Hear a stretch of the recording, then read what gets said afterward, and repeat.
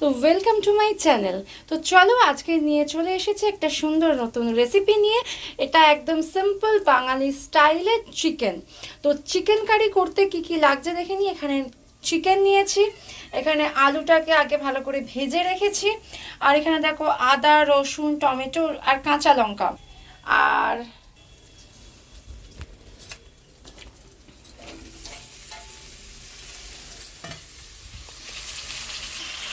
এখানে দেখো কড়া গরম করে এখানে ফোড়ন দিয়েছিলাম, শুকনো লঙ্কা তেজপাতা গোটা গরম মশলা সমস্ত ফোড়ন দিয়ে তারপরেতে পেঁয়াজগুলোকে ভালো করে ভেজে নেব। আর ততক্ষণে কি করি, ওই আদা রসুনগুলোকে ভালো করে পেস্ট করে নিচ্ছি। তো দেখো পেঁয়াজটা লাল করে ভাজা হয়ে গেছে, এখানে একটা মাঝারি সাইজের টমেটো দিয়ে দিয়েছি একটু ফালি করে। এইটাকে এখন এই একটু ভেজে নেব, তার সাথে আদা রসুনের পেস্টটাও দিয়ে দিচ্ছি। তো এখানে দেখো আদা রসুনের পেস্টটা দিয়ে দিয়েছি আর লঙ্কাটা দিয়েছি। তো এটাকে ভালোভাবে এখন কষাবো, যতক্ষণ না এর ভেতর থেকে তেল ছাড়ে ততক্ষণ কষিয়ে নেব। আর এর সাথেই এখানে হলুদ গুঁড়ো জিরে গুঁড়ো ধনে গুঁড়ো সব দিয়ে দেবো।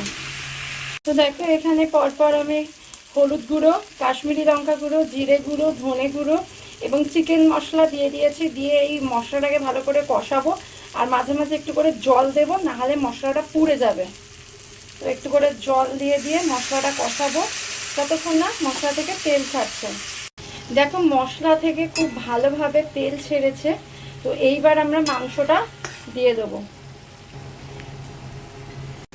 এবার এটাকে ভালো করে কষাবো, কষাতে কষাতেই পুরোটা সেদ্ধ হয়ে যাবে, এরকমভাবেই কষাবো। আর বেশি জল দেবো না, তারপরে অল্প জল দিয়ে করবো তাই জন্য। তো এটাকে এবার ভালো করে কষিয়ে নিচ্ছি। একটু চাপা দিয়ে দিয়ে কষালে এটা খুব তাড়াতাড়ি সেদ্ধ হয়ে যাবে এবং খেতেও বেশ ভালো লাগবে। তো আমি এটাকে ভালো করে চাপা দিয়ে দিয়ে কষিয়ে নেব। তো দেখো কষানো হয়ে গেছে আর বেশ সুন্দর করে তেল ছেড়েছে। তো এই সময়তে আলুগুলো দিয়ে এবার আরেকটুখানি কষিয়ে নেব। দেখো মাঝে মাঝে একটু করে নাড়িয়ে নিতে হবে, না হলে নিচটা ধরে যাবে।